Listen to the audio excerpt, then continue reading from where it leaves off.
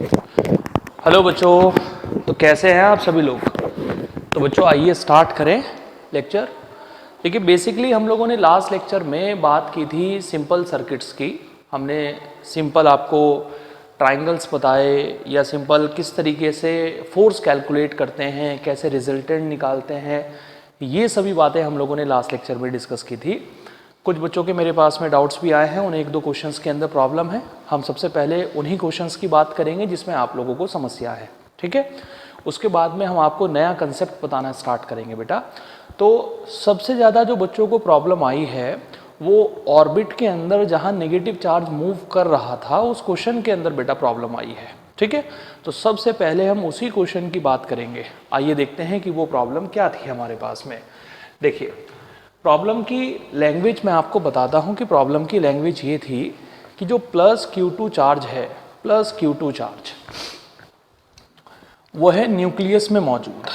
Nucleus का मतलब यह है कि सेंटर में मौजूद है।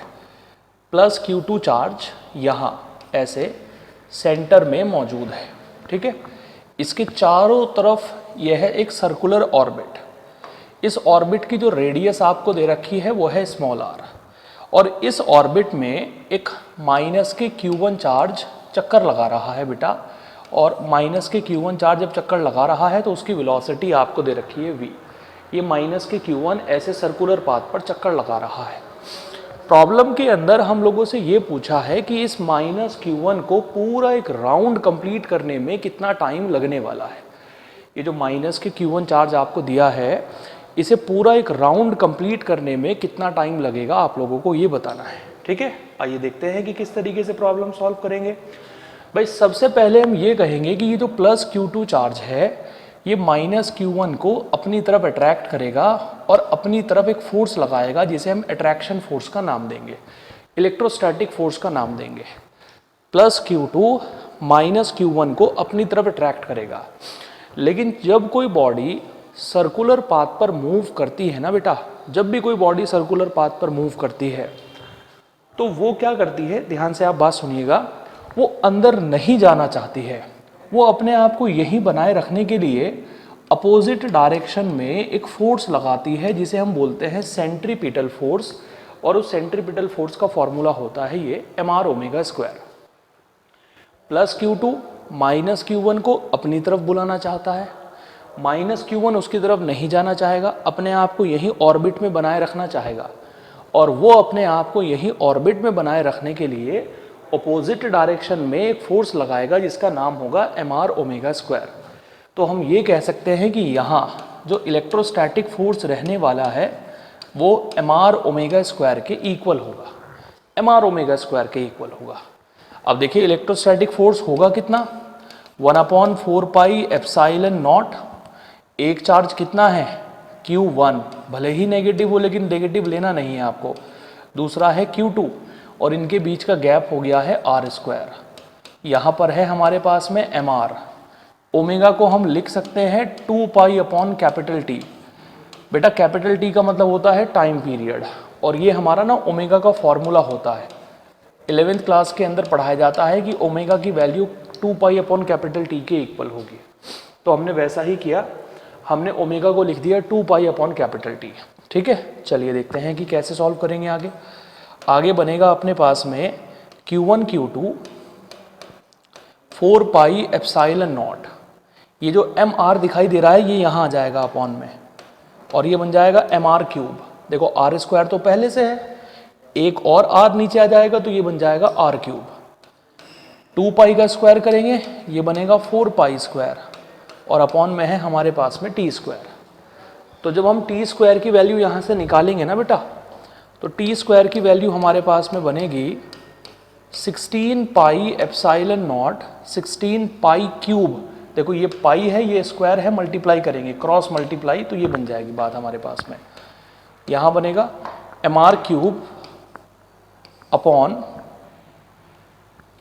Q1 into Q2। इधर से स्क्वायर हटाएंगे तो इधर लग जाएगा अंडर रूट। इतना टाइम लगने वाला है माइनस Q1 को Q2 के चारों तरफ एक राउंड को कंप्लीट करने में, इतना टाइम लगेगा। इस टाइम को हम नाम देते हैं बेटा टाइम पीरियड। ये टाइम हमारा टाइम पीरियड कहलाएगा। तो -Q1 का टाइम पीरियड इतना रहने वाला है। देखो कुछ चीज़ें ऐसी हैं जो आप लोगों की 11th क्लास की क्लियर नहीं है, वो आपको अच्छे तरीके से सुननी पड़ेंगी और समझनी पड़ेंगी, और कुछ चीज़ें याद भी आप लोगों को करनी पड़ेंगी, जिससे कि आगे कोई नया सवाल आए तो वहाँ उस कंसेप्ट को आप अप्लाई कर सकें। ठीक है, तो उम्मीद करता हूँ कि ये क्वेश्चन आप लोगों को समझ आया होगा और कोई प्रॉब्लम यहाँ तक आपको नहीं होगी। ठीक है, आइए अब हम बढ़ते हैं नेक्स्ट क्वेश्चन की तरफ। देखिए बेटा, नेक्स्ट प्रॉब्लम हमारे पास में यहाँ दी गई है। जो कूलम्स लॉ की प्रॉब्लम हमारी बची हुई थी, अब वो हम डिस्कस करने वाले हैं। सब क्वेश्चन आपके सामने हैं। मतलब मैं कोई काम यार अधूरा नहीं छोड़ना चाहता हूँ। अगर मैं आपको पढ़ा रहा हूँ तो मैं चाहूँगा कि मैं हर टॉपिक को बहुत डिटेल में पढ़ाऊँ, बहुत अच्छे तरीके से क्वेश्चंस कराऊँ। उसमें थोड़ा 2 दिन या 3 दिन एक्स्ट्रा तो लग जाएंगे, लेकिन फिर आप लोगों को भी तसल्ली रहेगी कि भाई हाँ हमने बहुत अच्छे से पढ़ा है, और मुझे भी तसल्ली रहेगी कि भाई हाँ मैंने बहुत अच्छे से आप लोगों को पढ़ाया है। कोई भी चीज़ ऐसी नहीं है जो हम लोगों ने स्किप की है, सब कुछ हमने बहुत अच्छे से आपको पढ़ाया है। तो देखिए बेटा, प्रॉब्लम क्या है हमारे पास में, 3 इक्वल चार्जेस, 3 इक्वल चार्जेस, तीनों इक्वल चार्जेस हैं, each having a magnitude 2 × 10⁻⁻⁶।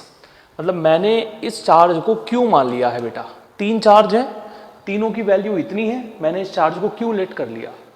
Are placed at the 3 corners of a right angled triangle of sides 3 centimetre, 4 centimetre and 5 centimetre. Find the force on a charge at the right angle corner. देखो बेटा, problem क्या है आप समझिए जरा पहले आप।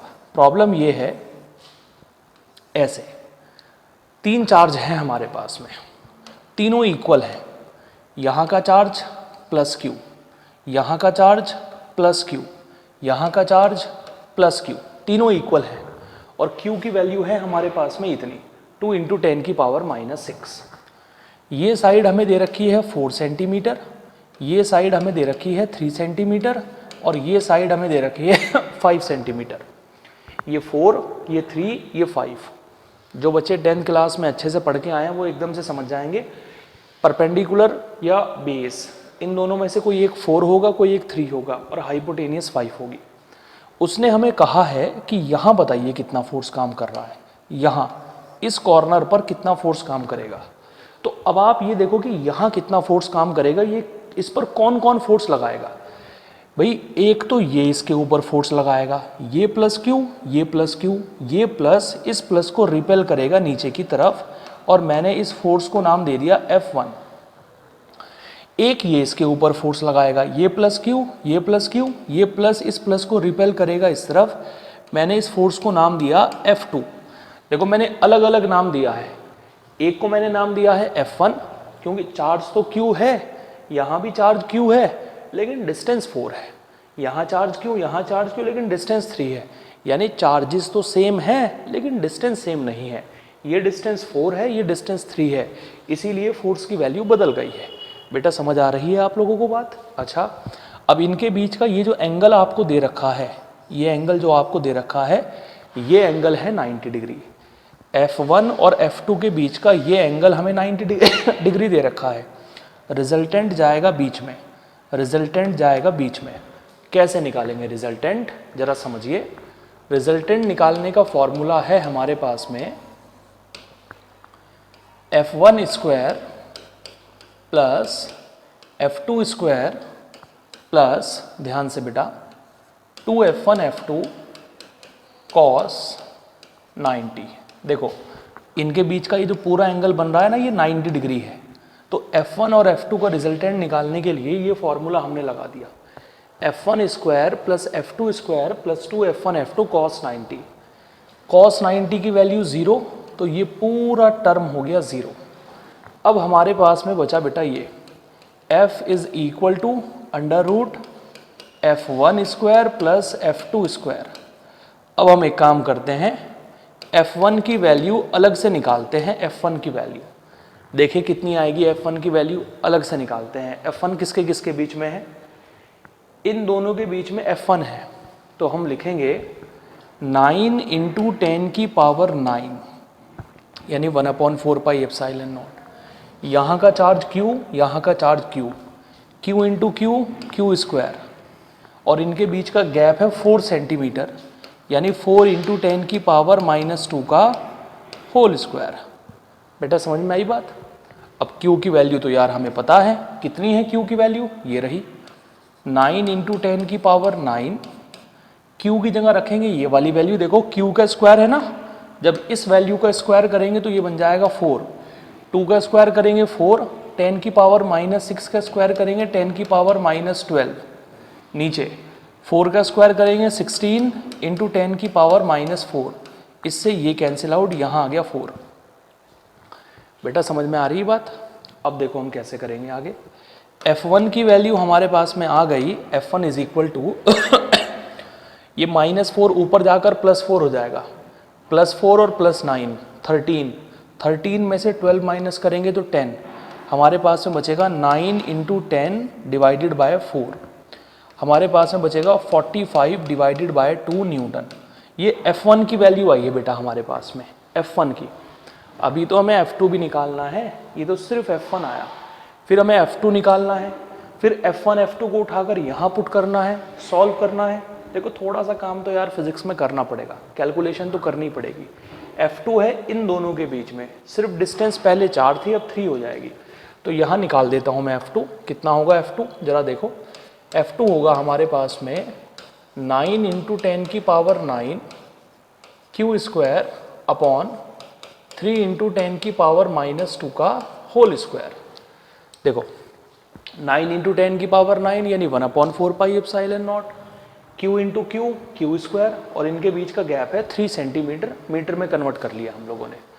अब आप देखो बेटा 9 इंटू 10 की पावर 9, Q की जगह रखेंगे ये वैल्यू और इसका स्क्वायर करेंगे, सो 4 इंटू 10 की पावर -12 अपॉन 9 इंटू 10 की पावर -4, इससे ये कैंसिल आउट, ठीक है।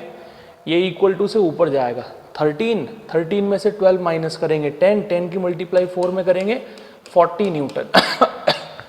F1 आ गया हमारे पास में 45/2 और F2 आ गया हमारे पास में 40 न्यूटन।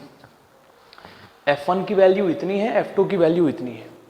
अब इन दोनों की वैल्यूज को उठाओ और यहाँ पुट करते हैं, इन दोनों की वैल्यूज को उठाकर यहाँ पुट करते हैं। देखो resultant force F is equal to under root, F1 की जगह रखेंगे ये 45/2 का होल स्क्वायर प्लस, और यहाँ रखेंगे 40 का होल स्क्वायर। अब यहाँ से तो यार सॉल्व कर ही सकते हो, इतनी तो उम्मीद आप लोगों से हम कर ही सकते हैं कि यहाँ से आप सॉल्व कर दोगे। 45 का स्क्वायर करो 2 का स्क्वायर करो, 40 का स्क्वायर करो, अंडर रूट करो, आंसर आ जाएगा। ये आपका रिजल्टेंट फोर्स होगा जो इस कॉर्नर पे काम कर रहा होगा। इस तरीके से हम प्रॉब्लम को बनाएंगे। उम्मीद करते हैं कि क्वेश्चन आप लोगों को समझ आया हो और कोई प्रॉब्लम आप लोगों को ना हो, ठीक है। जल्दी से नोट डाउन करिए, फिर हम लोग आगे बात करेंगे बेटा। अब थोड़ा सा स्पीड आप लोग अपनी इंप्रूव कर दीजिए।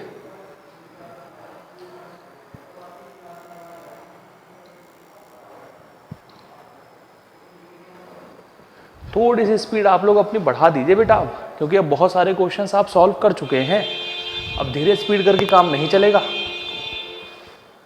ठीक है। चलिए नेक्स्ट क्वेश्चन की तरफ अब हम लोग बढ़ते हैं। देखिए ये है हमारे पास में नेक्स्ट प्रॉब्लम। आइए देखते हैं कि नेक्स्ट प्रॉब्लम में हमें क्या कह रखा है बेटा। बिल्कुल इसी लैंग्वेज के साथ आप लोगों से क्वेश्चन पूछा जाएगा, बिल्कुल इसी लैंग्वेज के साथ आप लोगों से प्रॉब्लम पूछी जाएगी बेटा। आइए देखते हैं कि लैंग्वेज क्या है। 4 charges of 5 microcoulomb, 10 microcoulomb, 5 microcoulomb and 5 microcoulomb are respectively placed at the corner ABCD of a square ABCD of a square जिसकी साइड 20 सेंटीमीटर दे रखी है। Find the force on a charge of 5 microcoulomb at corner C. Find also the force on a charge of 2 microcoulomb placed at the center of square. बड़ा अच्छा question है यार, बहुत दम लगाना पड़ेगा इस क्वेश्चन को सॉल्व करने के लिए। पहले चार्जेस देख लेते हैं कितने हैं, 5, 10, 5, 5, ठीक है। देखो स्क्रीन थोड़ा सा बड़ा कर लेते हैं, अब बताते हैं कि प्रॉब्लम क्या है आप लोगों को। देखो बेटा प्रॉब्लम ये है कि ये है अपने पास में एक स्क्वायर, यहाँ है 5 माइक्रोकूलम, यहाँ है 5 माइक्रोकूलम, यहाँ है 10 माइक्रोकूलम और यहाँ भी है 5 माइक्रोकूलम। ये दे रखा है आपको 5 5 5 10। बात समझ में आ रही है आप लोगों को? ये कंडीशन है बेटा हमारे पास में 5 microcoulomb 5 microcoulomb 5 microcoulomb and 10 microcoulomb. एक कॉर्नर पे 10 माइक्रोकूलम है। इनकी जो साइड आपको दे रखी है यह है 20 centimetre, 20 centimetre. This is also 20 centimetre, ये भी 20 है, ये भी 20 है। इस कॉर्नर को हमने नाम दे दिया है A, इसे हमने नाम दे दिया है B, इसे हमने नाम दे दिया है C। आई थिंक एक बार और प्रॉब्लम को पढ़ लेते हैं, मुझे लगता है 5 10 है, 5 के बाद है 10, सॉरी।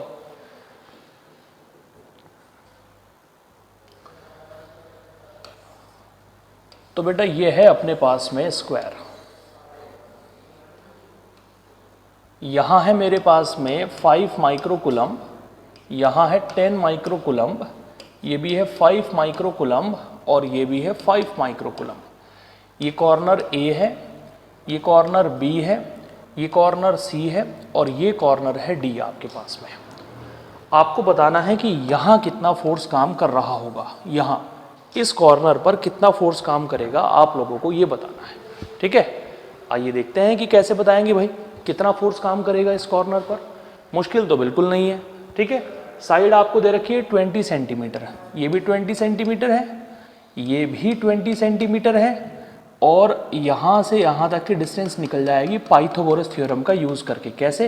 ये 20 स्क्वायर है ना, तो ये भी 20, ये एंगल 90 डिग्री का है, तो ये पूरी साइड हमारी निकल जाएगी।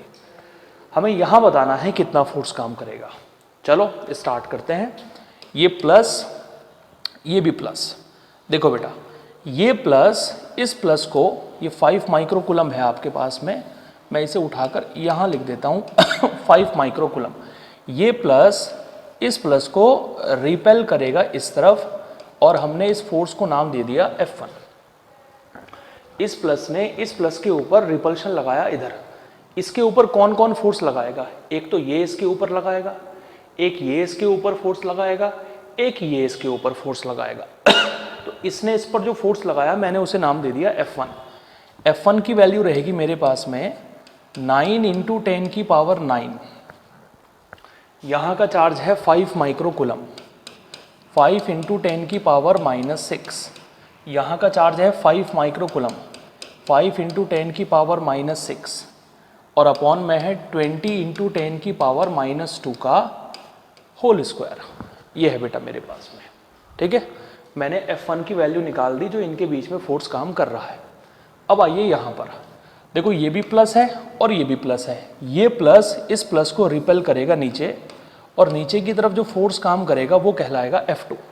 उस F2 को हम क्या लिख सकते हैं? अब आप देखो 9 × 10 की पावर 9, एक चार्ज है 10 × 10 की पावर -6, दूसरा चार्ज है 5 × 10 की पावर -6 और इनके बीच का गैप है 20। देखो यहाँ से यहाँ तक का गैप भी बेटा 20 है, 20 × 10 की पावर -2 का होल स्क्वायर। F2 की वैल्यू हो गई इतनी। उम्मीद है कि आप लोग समझ रहे होंगे।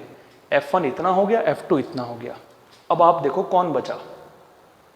ये बचा हमारे पास में, ये +5, ये +5, ये 20, ये 20, तो ये हो गया 20√2। पाइथागोरस थ्योरम से ना बेटा ये साइड हमारी 20√2 निकल गई, ये वाली साइड। जानते हो पाइथागोरस थ्योरम? हाइपोटेनियस का square is equal to perpendicular का स्क्वायर प्लस बेस का स्क्वायर, 20 का स्क्वायर प्लस 20 का स्क्वायर, हाइपोटेनियस का स्क्वायर, 20√2। ये प्लस इस प्लस को रिपेल करेगा यहाँ पर। इस फोर्स को नाम दिया गया F3। ये है हमारे पास में F3, ये हमारे पास में F3 है बेटा। F3 की वैल्यू हमारे पास में रहेगी 9 × 10 की पावर 9। एक चार्ज है 5 × 10 की पावर -6, 5 × 10 की पावर -6 और डिस्टेंस है 20√2 × 10 की पावर -2 का होल स्क्वायर। ये हो गया है F1, ये हो गया है F2 और बीच में हो गया है F3। इस कॉर्नर पे 3 फोर्स काम कर रहे हैं बेटा हमारे, 3 फोर्स। इसने इसे रिपेल किया नीचे, इसने इसे रिपेल किया इधर, इसने इसे रिपेल किया इधर, 3 फोर्स। अब इन तीनों का रिजल्टेंट हम लोगों को निकालना है। कैसे निकालेंगे जरा ध्यान से देखिएगा, रिजल्टेंट कैसे निकालेंगे। पहले इन्हें सॉल्व करके इनकी वैल्यू बना लो आप लोग, सॉल्व करके जरा वैल्यू बनाओ, क्या वैल्यू आएगी जरा देखते हैं। 9 × 5 × 5, ठीक है। हमारे पास में बनेगा 9 × 25 अपॉन 20 का स्क्वायर 400 × 10 की पावर -6 और -6 -12, ये -4 ऊपर जाएगा +4, +9 +4 13 -12 10, इससे ये कैंसिल आउट, यहाँ आएगा 5, यहाँ आएगा 8, तो ये बन गया 45 डिवाइडेड बाय 8 न्यूटन। इस फोर्स की वैल्यू हमारे पास में रहेगी बेटा इतनी, 45/8 न्यूटन। अब ऐसे इसे सॉल्व करते हैं हम लोग, देखते हैं कि क्या रिजल्ट आएगा। 90 × 5 450 अपॉन 400 इंटू 10 की पावर ये 10, ये पूरा सॉल्व करके 10 -4 आ जाएगा, -6 -6 -12 9, ये 4 ऊपर 13 10 आ जाएगा, इससे ये कैंसिल आउट, इससे ये कैंसिल आउट, ये आ गया 45/4 न्यूटन, वो है 45/8 न्यूटन और ये है 45/4 न्यूटन। अब इसे सॉल्व करते हैं और देखते हैं कि क्या वैल्यू आएगी। 9 × 5 9 25 × 10 की पावर, देखो 5 × 5 25 9, और ये आएगा हमारे पास में 20/√2 को सॉल्व करेंगे, 9 × 25 20 का स्क्वायर करेंगे 400 √2 का स्क्वायर, देखो होल स्क्वायर है बेटा, ये 2 हो जाएगा, -4 वो 10 आ जाएगा यहाँ पर, इससे ये कैंसिल आउट हो गया, ये आ गया 5 और ये आ गया हमारे पास में 8, तो ये आ गया 45/16 न्यूटन, 45/16 न्यूटन। तो 3 फोर्स आ गए बेटा हमारे पास में, 3 फोर्सेस आ गए, यानी इस कॉर्नर पर 3 फोर्स काम कर रहे हैं। एक इधर काम कर रहा है ऐसे, एक ऐसे काम कर रहा है, एक ऐसे काम कर रहा है। इसकी वैल्यू है 45/8 न्यूटन, इसकी वैल्यू है 45/16 न्यूटन और इसकी वैल्यू है 45/4 न्यूटन। ये 3 फोर्स काम कर रहे हैं इस कॉर्नर पर। अब हमें इन तीनों का रिजल्टेंट निकालना है कि रिजल्टेंट क्या होगा। मैं आपको इन तीनों का रिजल्टेंट निकालना सिखाऊंगा, पहले आप इस पूरी कहानी को नोट कर लीजिए क्योंकि स्पेस नहीं बचा है हमारे पास में। उम्मीद करता हूँ कि आपको समझ आई हो बात। इसने इसे रिपेल किया इधर, इसने इसे रिपेल किया नीचे, इसने इसे रिपेल किया इधर। ये डिस्टेंस हमें चाहिए थी, हमने पाइथागोरस थ्योरम करके निकाल दी। F1 आ गया इतना, F2 आ गया इतना, ये आ गया इतना हमारे पास में। अब इन तीनों का रिजल्टेंट हम बनाएंगे, जल्दी से करिए नोट डाउन, फिर देखते हैं आगे बेटा।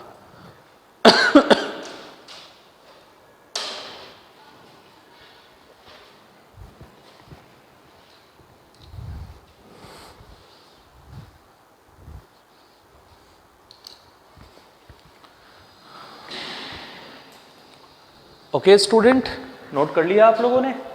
प्रॉब्लम ना थोड़ी सी बड़ी है बेटा ये, तो थोड़ा दिमाग लगा के करना आप लोग।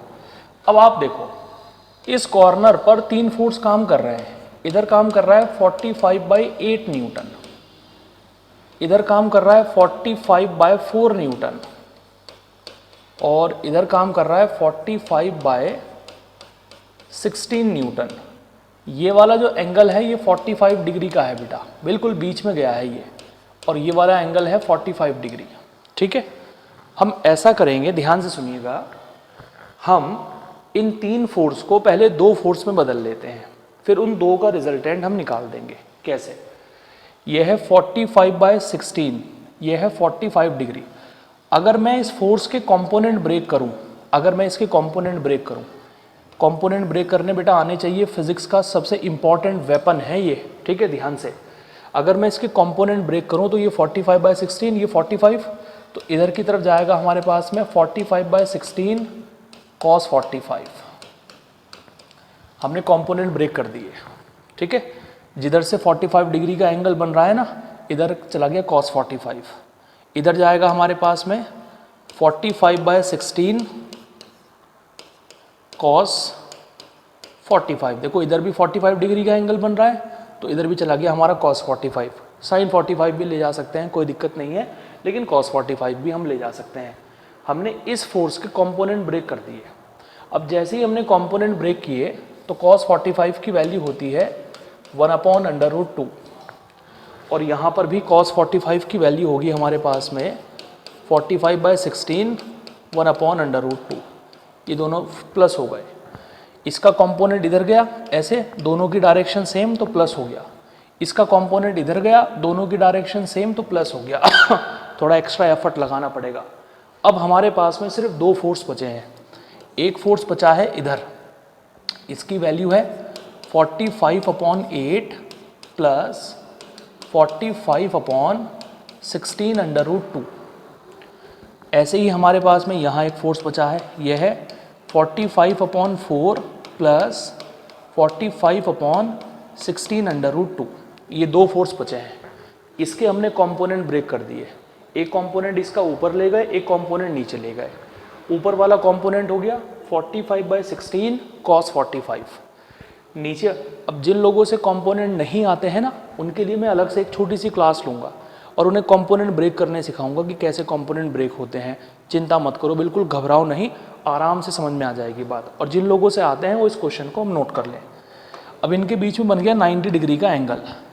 ये पूरा फोर्स हो गया हमारे पास में F1 और ये पूरा फोर्स हो गया हमारे पास में F2 और 90 डिग्री का एंगल बन रहा है। तो रिजल्टेंट जाएगा बीच में और रिजल्टेंट की वैल्यू हो जाएगी √F1² प्लस F2²। इसकी वैल्यू यहाँ से उठाकर यहाँ रख दो, इसकी वैल्यू यहाँ से उठाकर यहाँ रख दो। जितना सॉल्व कर सकते हो उतना सॉल्व कर लेना, वहीं छोड़ देना, बस वही तुम्हारा आंसर हो गया। इस तरीके से हम प्रॉब्लम को बनाएंगे। ये हमारा तरीका होगा प्रॉब्लम को बनाने का। सवाल थोड़ा सा मुश्किल है क्योंकि रिजल्टेंट कैसे निकालना है इस पर थोड़ा सा काम करना पड़ेगा आप लोगों को। उम्मीद है कि कुछ बेसिक कंसेप्ट तो आपको समझ में आए ही होंगे। ठीक है, जल्दी से नोट डाउन करिए, फिर मैं आपको इसका नेक्स्ट पार्ट बताता हूँ। चिंता मत करो, अभी ऐसे बहुत सारे क्वेश्चन आएंगे बेटा हमारे सामने और मैं आपको कंपोनेंट ब्रेक करना भी सिखाऊंगा, तो सब क्लियर हो जाएगा। हमने यहाँ 3 फोर्स को 2 में कन्वर्ट कर दिया, ये F1 लेट कर दिया, ये F2 लेट कर दिया, इनके बीच 90 डिग्री का एंगल है, रिजल्टेंट बीच में गया। और जब 90 डिग्री का एंगल बनता है दो डिफरेंट वेक्टर्स के बीच में, तो रिजल्टेंट निकालने के लिए हम ये फॉर्मूला अप्लाई करते हैं। ठीक है, चलिए भाई, अब आते हैं हम लोग इसके सेकंड पार्ट पर। देखिए इसका सेकंड पार्ट क्या है बेटा, ये रहा सेकंड पार्ट आपके सामने। सेकंड पार्ट में हमें दे रखा है find also the force on a charge of 2 microcoulomb placed at the centre of square. भाई ये है हमारे पास में स्क्वायर बेटा।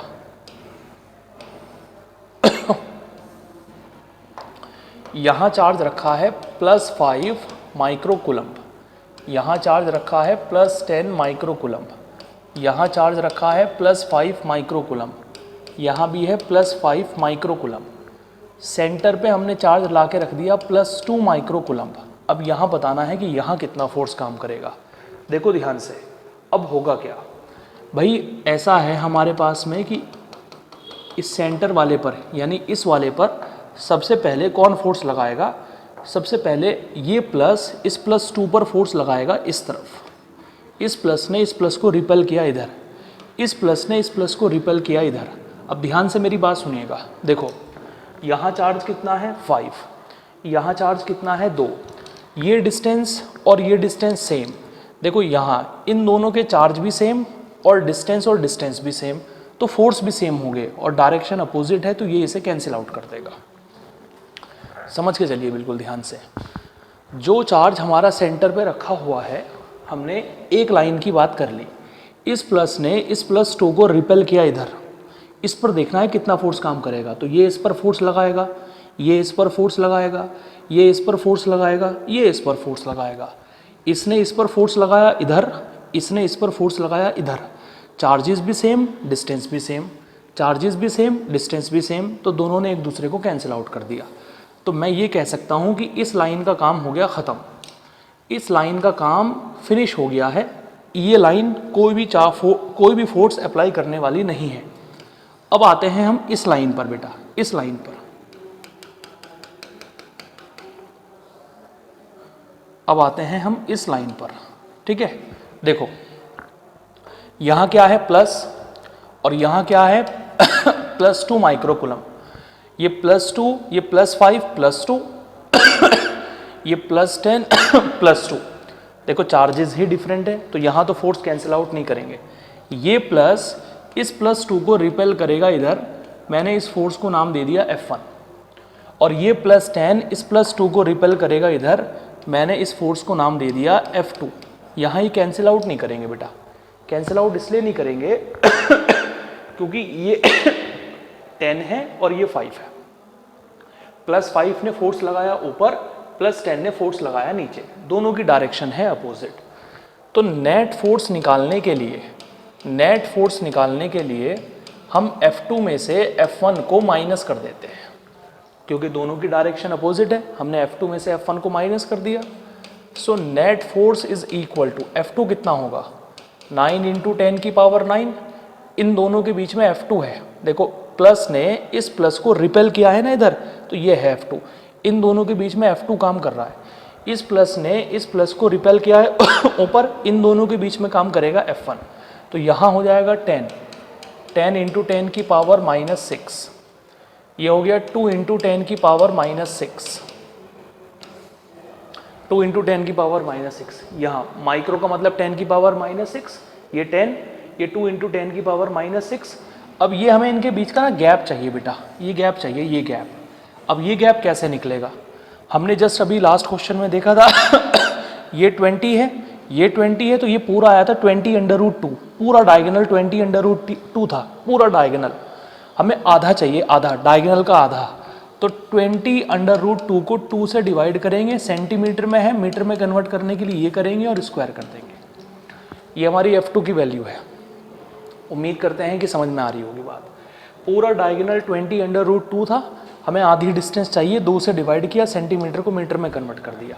माइनस F1 की वैल्यू 9 × 10 की पावर 9, 5 × 10 की पावर -6, 2 × 10 की पावर -6, और यहाँ आएगा अपने पास में 20√2 डिवाइडेड बाई 2 × 10 की पावर -2 का होल स्क्वायर। ये रहेगी हमारे पास में F1 की वैल्यू। बात समझ में आ रही है बेटा? एक चार्ज हो गया 5, एक चार्ज हो गया 2, डिस्टेंस इनके बीच की भी इतनी हो गई। अब इसे सॉल्व करो और सॉल्व करके रिजल्ट बनाओ। ये हो गया 10, ये हो गया 10। यार सॉल्व मैं चाहता हूँ कि आप खुद से करो, मतलब ये छोटे छोटे कैलकुलेशन मुझसे ना कराओ, आप लोग खुद सॉल्व करो क्या आंसर बनेगा। 9 × 10 90 × 2 180, 10 का स्क्वायर करेंगे 100, √2 का स्क्वायर करेंगे 2, और ये आएगा 10 यहाँ पर, -4 ऊपर 9, -4 ऊपर जाएगा +4, 9 और 4 13, -6 12, 10 आ गया। इससे ये कैंसिल आउट, इससे ये कैंसिल आउट, इससे ये कैंसिल आउट, 9 आ गया आंसर। यानी ये पूरा सॉल्व करके 9 आ गया। माइनस, अब यहाँ आते हैं, देखो बेटा ये हो गया 9 × 5 45 × 2 90, इसका स्क्वायर करेंगे 100, √2 का स्क्वायर करेंगे 2, ये आ जाएगा 10। इससे ये कैंसिल आउट, इससे ये कैंसिल आउट, इससे ये कैंसिल आउट, ये आ गया 4.5। 9 में से 4.5 को माइनस करेंगे, आंसर आएगा 4.5 न्यूटन। ये हमारा 4.5 न्यूटन रहेगा। और F2 बड़ा था तो डायरेक्शन इस तरफ रहेगी, इस तरफ। चूंकि F2 बड़ा था तो रिजल्टेंट की डायरेक्शन इस तरफ रहेगी। जो बड़ा फोर्स होगा रिजल्टेंट की डायरेक्शन भी उसी तरफ होगी। बात समझ में आ रही है? ये कंडीशन हमारे पास में होगी बेटा। उम्मीद करते हैं कि अब आप लोगों को ये क्वेश्चन समझ में आया हो। फर्स्ट पार्ट में कंपोनेंट ब्रेक करना था क्योंकि सिंपल तरीके से रिजल्टेंट नहीं निकल रहा था, और सेकंड पार्ट को हमने ऐसे सॉल्व किया। इन दोनों ने एक दूसरे के इफेक्ट को कैंसिल कर दिया, इन दोनों ने एक दूसरे के इफेक्ट को कैंसिल नहीं किया, क्योंकि यहाँ 10 है और यहाँ 5 है। इसने फोर्स लगाया इधर, इसने फोर्स लगाया इधर, दोनों की डायरेक्शन अपोजिट, एक में से दूसरे को माइनस कर दिया, आंसर बन गया हमारा। ठीक है, जल्दी से नोट डाउन करिए, फिर हम लोग आगे बढ़ेंगे।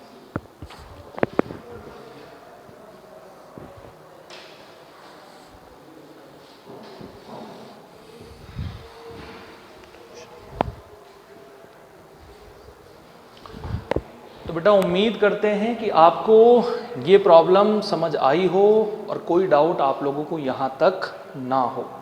ठीक है, अब हम आते हैं इस क्वेश्चन पर। बड़ा अच्छा क्वेश्चन है यार, बहुत ध्यान से आप लोगों को ये प्रॉब्लम देखनी है।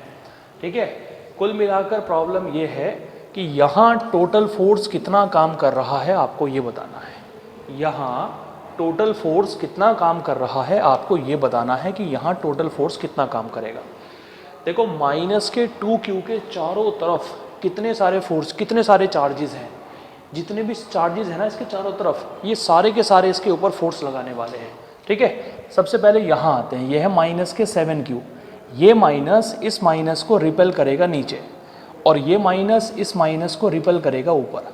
ये 7, ये 2, यहाँ से यहाँ तक की डिस्टेंस और यहाँ से यहाँ तक की डिस्टेंस सेम, तो इसने इसे कैंसिल आउट कर दिया। यानी इस चार्ज ने इस चार्ज के इफेक्ट को कैंसिल आउट कर दिया। इसने फोर्स लगाया ऊपर, इसने फोर्स लगाया नीचे, cancel out, effect cancel out हो गया। बात समझ में आ रही है बेटा? अब यहाँ ये प्लस के 3q, ये प्लस के 3q, ये प्लस के 3q इस माइनस के 2q को अपनी तरफ अट्रैक्ट करेगा। ये प्लस के 3q इस माइनस के 2q को अपनी तरफ अट्रैक्ट करेगा। चार्ज 3, यहाँ चार्ज 2, यहाँ चार्ज 3, यहाँ चार्ज 2, चार्जेस सेम, डिस्टेंस भी सेम, तो इसने इसके इफेक्ट को कैंसिल आउट कर दिया। उम्मीद करता हूँ कि बात समझ में आ रही होगी। अब आप ये देखो, ये माइनस के 6q, ये माइनस के 2q, इस माइनस से इसे रिपेल किया। ये माइनस के 6q, ये माइनस के 2q, इस माइनस ने इसे रिपेल किया, इसने इसके इफेक्ट को कैंसिल आउट कर दिया। बात समझ में आ रही बेटा? तो इसने इसके इफेक्ट को कैंसिल आउट कर दिया, इसने इसके इफेक्ट को कैंसिल आउट कर दिया।